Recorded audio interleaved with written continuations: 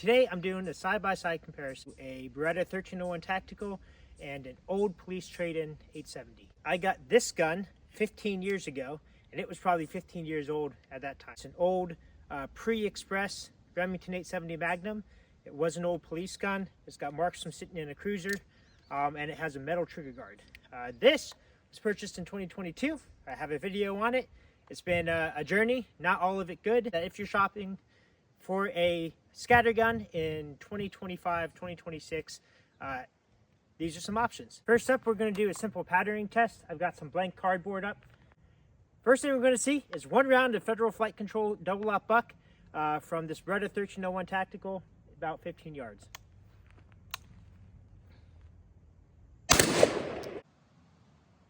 Here's that target stand up close. Honestly, not the best I've seen out of this round. I'm going to mark it off.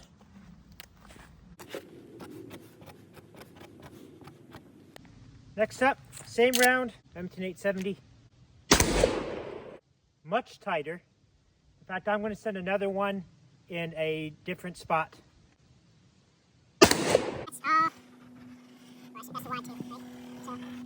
That's all. That's my group from the 1301. This is my group from the 870. I was holding here, so I hit high. That's not ideal. My wad went through here.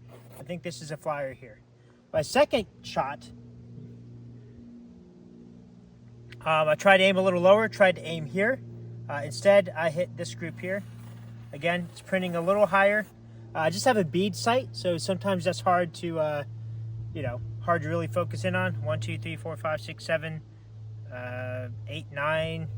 Anyway, so still a bit tighter. My last shot on camera was this group down here. I was holding low. I just kind of wanted to see where it would go. And here's my wad, and 1, 2, 3, 4, 5, 6, 7, 8, 9. So with Federal Flight Control, I'm getting a much tighter pattern out of the 870 over the 1301. All right, next up, we'll have not Federal Flight Control, but instead this cheap S&B buckshot. No buffer material, no flight control wad, and we'll just see how both of these guns pattern with the cheapest buckshot you can get.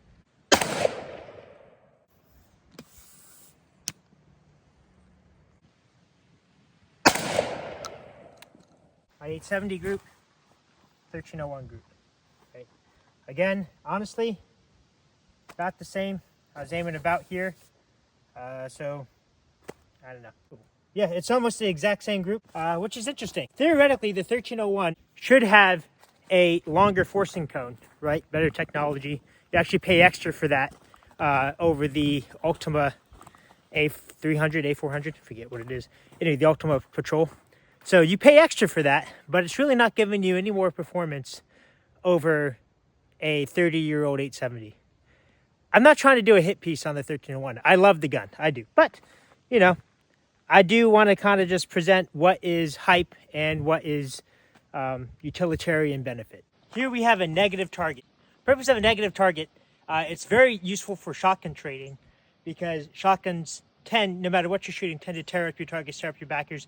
A negative target lets you shoot at a target, see that you're coloring inside the lines, but also preserve the target between shot strings. So very useful if you're doing a lot of drills or if you're using the same target for a fair amount of students. It'll show you your mistakes without interfering with successful repetitions. All right, first up, we're just going to do a simple build drill. 6 rounds of double-aught buck.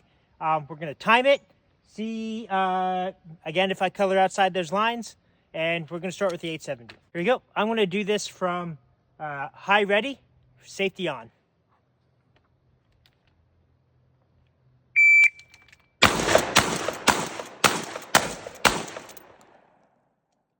Total time is 3.7. Again, high ready, safety on.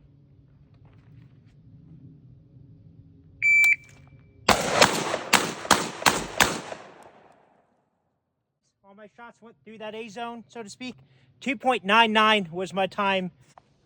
Next, one of my favorite shotgun drills is the first shot from a short stocked position, second shot with the shoulder on, then an emergency reload, doing it with the safety on, right? So you're entering a room, safety off, boom, boom, emergency reload, boom. And I am doing this with double aught buck. Trying to get under 3 seconds. Standard, I think, is under 5. One in the chamber, one in the magazine tube, and one in the side saddle.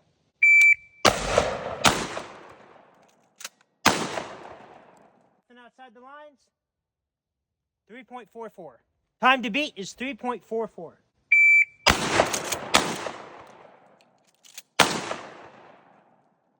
Things in the lines. Time was 3.49. Like I said, I've stepped down a bird shot, cost saving. Plus, this next drill is more of a manipulations thing, more than like a marksmanship slash recoil control thing.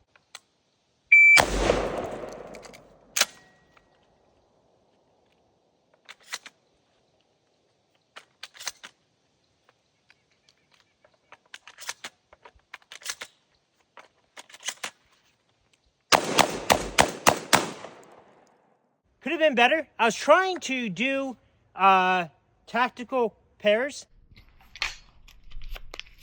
However, that requires you kind of pre-staging the shells up out of the shell carrier, which I didn't do. You know, if I'm gaming it, then I would. But if I'm not, then I would rather have those shells securely in there when I need them versus being a little quicker to come out. Either way, all 7 rounds in 16.42 seconds. I'm going to do the same with the 870 now. And the beat is 16 something.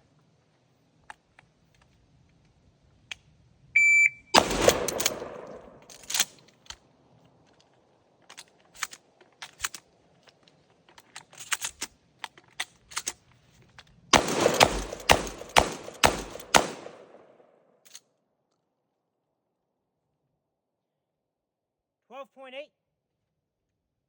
There's a little more patterning here. I actually did pull off one of the tactical pairs, but not both of them.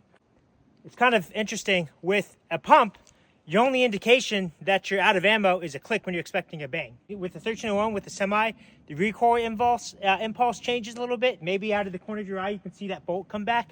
But you kind of have to complete the stroke expecting a bang with a pump action to know you're out of ammo and then initiate your reload. So from there, I put another one in the chamber, and then instead of sending that one, I put it back into a violin position and try to stoke the magazine, and then back to my firing position and empty the magazine. A lot going on, all right? These weapons do have a lot of nuance, and it does take some practice and some planning to work them effectively. All right. Last drill I wanted to showcase for you before I put these guns away is the Slug changeover. All right, I recommend keeping your magazine tube stoked with double aught buck, federal flight control if you can afford it or find it, but have some slugs on the side of your gun. All right, you never know when you grab this gun if it's not quite the right gun for the fight you find yourself in. And so you could, by all means, stuff this shotgun card or the side shell carrier with some extra double aught buck, depending on your situation. But I would rather have some more versatility in the gun than more ammo that really should be 1 round per bad guy. All right. Emergency reloads in shotgun fights are extremely rare. I don't know of a single documented case where it was necessary. However, there are plenty of instances where someone had a scatter gun and needed a shot that didn't scatter. Right. All right. So to demonstrate this, first off with the 870. So in it, I've got bird shot, and I'm going to put 2 slugs in the top there. So if you see bird shot hit the target instead of slugs, you know I messed up. All right. Several methods to do this. The simplest one is just provided you've got room in your magazine tube, which if you're keeping it magazine loaded, chamber empty, when you chamber that first round, you will then be making room in the magazine tube for a shotgun for a slug changeover. All right. So let's say full tube, load one in the chamber. Oh shit, I need a slug. Right in the bottom there. Your pumping action will get the bird shot out or your buckshot out and put a slug in the chamber. The other method, let's say you want to keep everything in the gun and not put rounds you may need on the ground, is you can hit the release, hold the shell forward, cock it back, put this in. Then you still have your 1 round in the chamber and whatever buckshot you had in there to go. The other thing you can do is something called a rollover.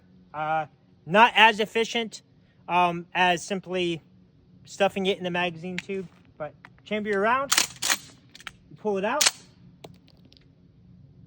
There might be another one in there. You roll that one out and then do your port load with your slug. It's not my favorite. I like making room in the magazine, throwing my slug up in there, rocking it, and then in one motion, you're ready to go for the next one. So that's what I'm going to demo for you right now. I'm on cruiser ready, or cruiser safe. My slugs are on the side, pick up the gun. Oh shit, I need a slug. Chamber one, put it in, chamber it again, and there's my slug. It's a little different on the 1301. It's a benefit to a Benelli style action. A lot of Italian shotguns run this way. So you can have a round in the chamber and you can pull back the bolt and it'll take the round out of the chamber, but not put a new one in. All right. So all you have to do is exchange what's in the chamber. So I've got buckshot in the tube. It's red. I'm going to put one here in the chamber. And the goal is to fire a slug without firing any buckshot. All right. So, oh shit, I need a slug. Back. Out with the old, in with the new. Slug. All right. And I've reloaded buckshot in there. Or I can do the same thing. Or if on that first round I want more slugs, I can actually put one in the chamber, flip it over, and put my next slug into my magazine, and then I would have a follow-up shot with the slug if I needed it. Right. Anyway, there is about a 3-day shotgun class in about 5 minutes. I am rather proud of my little heat shield here. When you're doing violin loads, it's a necessity, all right? Especially if you're running a whole bunch of rounds. See this? Probably not in a self-defense situation because 6 rounds won't heat the barrel up. But if you're doing a fair amount of drills practicing for that home defense situation, you're going to want something that will guard your hand as you flip the gun over so that you can execute those violin loads. Violin loading isn't for everyone. In fact, its utility in a tactical setting is very much debatable. And I don't really hold one way or the other. I like doing it. I like practicing it. But, you know, it definitely has its downsides. Very gamer-esque technique there. But I'm saying that instead of spending $50 to $100 on a heat shield, some of them are very good, and I recommend it. Like LTT's probably the best one on the market because it also offers cable management. But if you don't want to do all that, a silicone material here, Ranger banded on. It's holding up under recoil. I'm able to get C-grip the gun plenty. I can rotate it. It's not disturbing it too much. I'm happy with it so much that I'm probably not going to invest in another option. And these Ranger bands also offer cable management if you wanted it. So that's how you do it for cheap. Anyway, pretty happy with my setup. Now, this was a head-to-head comparison, but not really, right? The variables aren't the same. I'm not out here to say which one's better, but each one of them have their upsides, their downsides, and I just wanted to put that information out there for you. I love this gun. It was an anniversary gift, but also something I lusted after and wanted, and counted myself incredibly lucky when I finally had one. It's one of my favorite guns in my collection. It's a hell of a lot of fun to shoot and run. But I've had this gun for 15 years. In fact, this was my first firearm purchase as a legal adult. And I'm glad it was. All right, it's been in college when I was kind of living in a sketchy area with a bunch of roommates. This was in my closet. All right, I've been through a whole bunch of guns. Not the only 870 I've ever owned. Some of the Freedom Group ones are kind of shitty. But this is my oldest one, and I've done nothing to it except add a Velcro side saddle. And I did that, like I said, 15 years ago when I first bought the thing. Same Velcro. It's kind of coming off a little bit. Maybe in the cold. Maybe I'm due for an upgrade. But it definitely lasted over lots of, definitely outlasted the shot cards that I attached to it, right? I figured now was a great time to make this video because there's still a lot of hype. Every gun tuber out there is saying you need one of these, right? And if you can't afford one of these, get this slightly lesser price, right? Beretta Ultima 300 or Patrol, yeah, Ultimate 300 A4. I don't know, the other one, the non-1301, and you know, for good reason. Like if you are a shotgunner, if you want the best that money can buy, hell of a good option for you. If money's no object. If money is an object, then a plus police trade-in 870 might serve you 90% of the way that a quality semi-auto would, and do it for a fair amount cheaper. Now, I picked this up in 2010 for 280 bucks. Maybe you'll find deals like that. Most of the police trade-in shotguns I see are hovering around 450 to 5. But who knows what you'll find in a pawn shop or a gun store, your local classified. Either way, both really good options. I could not pick one or the other. I'm very happy I have both. And I'm not going to say which one you should buy, but here's some information when you make that decision. Anyway, appreciate y'all. Take care.